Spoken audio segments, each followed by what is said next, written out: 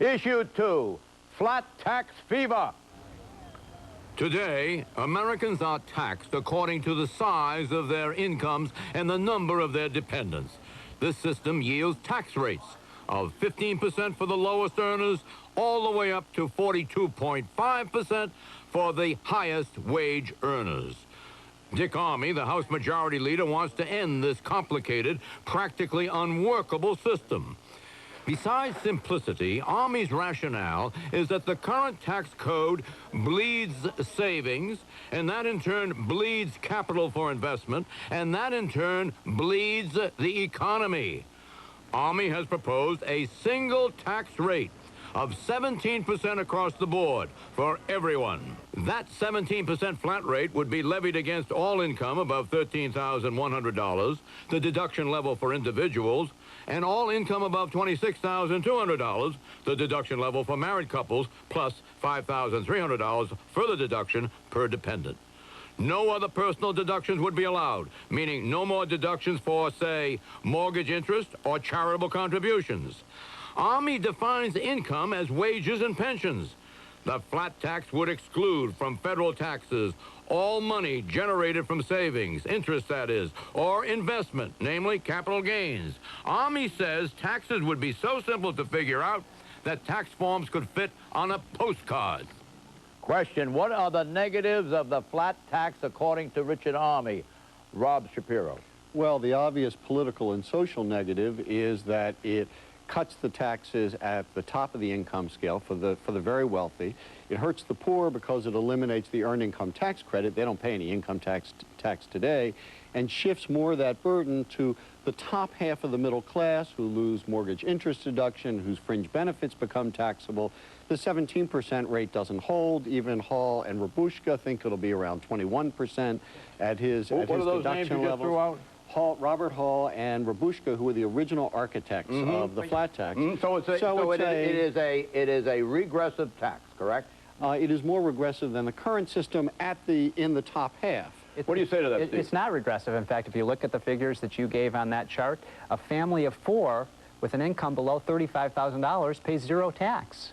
This takes about 5 to 10 million low-income Americans off the income tax rolls completely. But Steve, it's a hybrid. It's very progressive at the bottom end, and then it gets sharply regressive after that. Who lose the earned income tax credit, and that's the poor really are made worse off. I want to hear from Grover. The people who hate this tax are the one who've organized their lives around the tax code to get deductions, like Commerce Secretary Brown, for instance. And the people who hate these taxes, the flat tax that Dick Shelby and Dick Armey have put forward, are the people who think that hate and envy are public policy rather than sin. I want to know this. I want to know how much is saved in compliance with the Armey tax, the flat tax, as opposed to compliance with the income tax. Well, it is said that when you factor in accounting costs and legal costs and the 8 billion man-hours of the individuals paying the tax, you're talking about $140 billion just to comply with the tax. You are, John, but the fact is that most of those costs are going to remain because we're still going to have state and local income taxes, and we're still going to have financial accounting requirements. What about that? Which are based on income. How do you defeat that? It's going to be tremendously simpler because people won't make all their decisions based around the tax code. It'll save hundreds of billions to the entire economy. I understand it takes only it will take a projected $9 billion to comply with the Army flat tax for that function alone. Fulfill that function alone. Numbers are entirely being pulled out of the air. The fact of the matter is we have no idea. It's like this notion that we could somehow have a 17% flat rate, when indeed every indication tells us it would have to be tax form that I'm holding right here.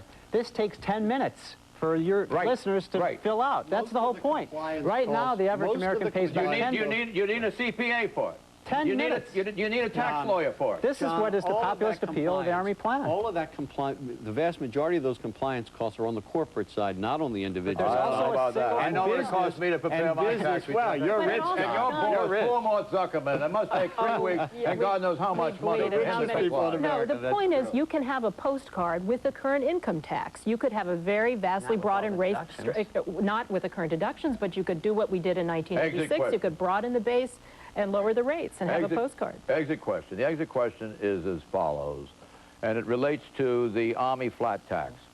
Why was it missing from Newt Gingrich's and the House Republicans' contract with America? Will there be another contract with America? And if there is, will Army's flat tax be on it? I ask you. That's a tough question because the Republicans are divided right now between the Archer sales tax idea and the Army flat tax. There's no even split on that, though, is there? Oh, sure there is. There's an even split? There is a large contingency of House Republicans who like the sales tax. Well, you think one or both of them? Army will probably win in the end. Well, because of the position he holds as opposed to Archer. What do you say to There's an additional problem. They don't know politically how any of this is really going to play. Nobody knows if taking the mortgage interest rate deduction away from people causes a mass revolution or not. Let us assume that the mortgage interest deduction is in the final Army version. Will it then find place in a forthcoming contract with America? If it is like that, it looks a lot more like what Senators Nunn and Domenici are proposing. It's a different proposal. You mean the USA, the USA tax? The answer It is wasn't in 1994 because it wasn't ready yet, and Dick Armey asked that it not be. I don't know about that. I think they came to the conclusion it was too radical. No, but no, just no, to show you how far we have come in a very short time as a nation, now Army proposes a flat tax and no one blinks an eyebrow. It's now a consensus position. It'll be front and center for the 1996 election, and Bill Clinton's in big trouble because of it. the reason it wasn't in the contract is the dirty little secret about the Army flat tax is that it is a massive tax increase on business, and the large business friends of the Republican Party don't want the flat tax. Oh, I doubt that. That's not true. I sat in the meetings when Dick Armey said he wanted it and did not want it in 94, wanted to fight for it in the 96 election. The answer to the question is that Army's flat tax will be on the next contract with America, and it will be in the #1 position. What do you think of those apples? Issue 3, the consumption tax. I personally would like to tear the income tax out by its roots and toss it overboard, unquote. So says Bill Archer, the Republican chairman of the powerful House Ways and Means Committee. When Archer shouts these words to any crowd in small-town America, nothing else he says gets a cheer like it. Archer argues that the collection of federal income taxes imposes massive burdens and insupportable costs and hidden taxes on every person and every business. So Archer, along with Senator Richard Lugar, have proposed a consumption tax.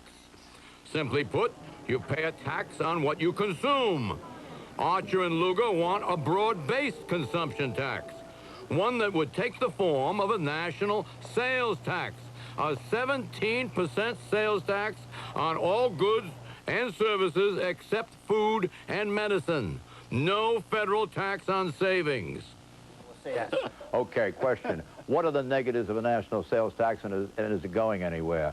I ask you, Rob. It's going nowhere. It's absolutely mindless. Everyone knows that sales taxes break down at around 13 to 15%. This would have to be 21 to 23%. There'd be massive evasion. You say you can't raise enough revenue with a 17% consumption tax? It would implode the entire Are we talking system. about at the register, or are we talking about at various points in the production process along the VAT model, the value-added tax model? What are we talking about? The very real fear is because the rate will be so high, it would turn immediately into a value-added tax and be in addition to everything else. That's the danger. We can't afford a VAT. Would you go along with the former, that is at the register, a 17% sales tax? I think the danger is that it will turn into a VAT, so we can't afford the risk. So you don't want that? No. You want the Army flat tax. Susan? John, if you think we have a problem with an underground economy now, just wait till we enact a national retail sales tax of perhaps 27%, which is probably what the rate would have to be if we exempted housing from that, in addition to what Lugar wants to exempt, which is medicine and food.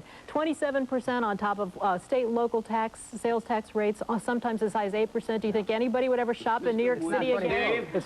It's not 27%, and the fact is, this is an idea that's hated in Washington, but you get outside Washington, talk to bus drivers, school teachers, construction workers. They want the IRS out of their lives. That's why there's a popular uprising for something like what Archer wants to do. And 60% of them also believe in UFOs. Let's talk economic reality here. Well, there's also the Earth Movement people out there, too. That's right. Issue 4, tax reform quicksand. Tax reform is the issue that the American people care about most. And they want tax reform at the very heart of the 1996 presidential race. So say the Republicans. But President Clinton is not going for the bait. Mr. Clinton's closest advisors are urging him to stay out of the tax reform debate. They say that simplifying the tax code is not worth killing off popular tax deductions like interest on mortgages, employer-provided health insurance, and donations to charity. Tax reform is health care for the Republican Party. It may look great from a mile away, but up close, it's a political minefield. So says former director of the impartial Congressional Budget Office, Robert Reischauer. But some political analysts think differently. They say that this is bad counsel, that in order for Clinton to command the political center, he must be a player in tax reform. Question, will Clinton involve himself in the tax reform debate? I ask you, Grover Norquist. No, Bill Clinton's supporters and voters get checks from the government. People who pay taxes are going to be voting for a different presidential candidate. What do you think, Susan? I think he'll eventually get involved. He understands that saying that you're going to have a system that is simpler and creates less hassle for the public is like advertising hair tonic to the balding. It's the kind of thing that every politician must have to get elected and to run for re-election this time. He's going to come up with a plan. Is he going to go in the direction of Dick Gephardt and his flat tax, which is really a camouflaged rerun of the marginal tax rate, because he's got, for the three-quarters of the people, he's got a 10% flat tax, Gephardt does. And then starting, his 20% tax starts in at $97,000 income for two people. And then it climbs all the way up to 34% in 5 different tax rates for the very high earners, 34% at the top end. Is that something that Clinton will go for, something like that, do you think? No, why would the people want an imitation flat tax? If they want the flat tax, they want the real thing, and that's Army's plan. Bill Clinton. Look, Rob, this is a man who was elected. This is Bill Clinton. Bill Clinton is a man who was elected by saying, I have a plan and George Bush doesn't. Bill Clinton is not going into the next election without a plan. He will have a plan, and in fact, there's a, Dick Gephardt's plan's not bad for the president.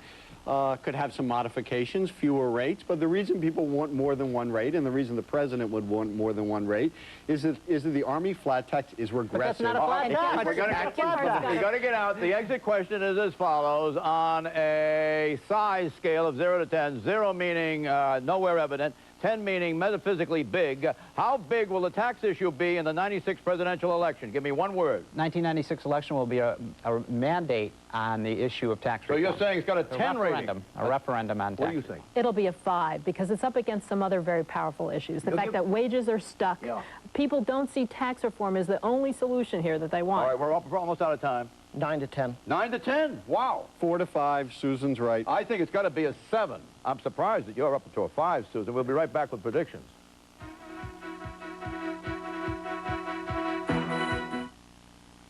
It's here. This is the huge GE Profile 30 refrigerator. And since it's the largest refrigerator of its kind, you may wonder how it will fit in your kitchen. But while smart space designs like quick space shelves, huge freezer baskets, and deep door bins give you so much more space inside, you'll be astonished to find that it doesn't take up an inch more space outside. The GE Profile 30. It fits because it's only bigger on the inside.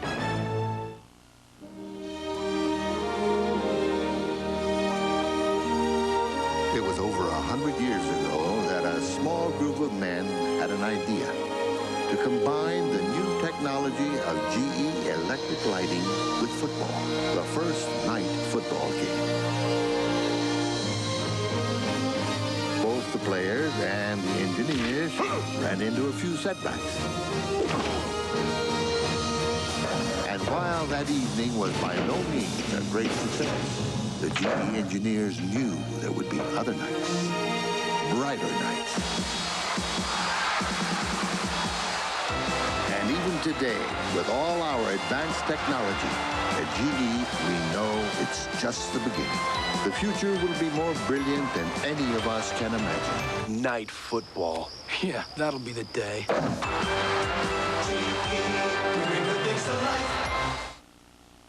To experience the true joy of cooking, it must be pursued with reckless abandon and total disregard for the inevitable splatters, spills, squirts, and the occasional splash. Fortunately, GE's profile cooking appliances have ingenious quick clean features like lift-top ranges, self-cleaning ovens, easy wipe surfaces, and sealed burners, so they clean with just a wipe. GE's profile appliances are so easy to clean, they take the joy of cooking to new heights. Force prediction. Which plan will make it to final adoption? Income tax, flat tax, consumption tax, USA tax, or a combination thereof? I ask you, Steve. Army's plan, and Army's going to get a big lift from the Kemp Commission because the Kemp Commission will come out in favor of it. Susan Dentzer. We'll throw Army's plan and Gephardt's modified income tax into a big congressional Cuisinart and come out with some blend of the two.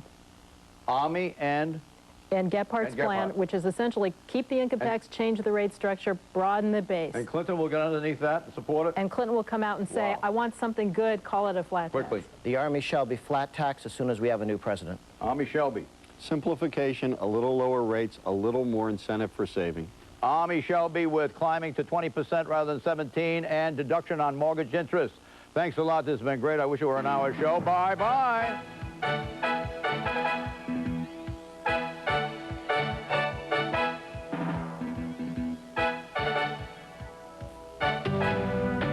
GE is proud to support the McLaughlin Group. GE, from plastics to financial services, we bring good things to life.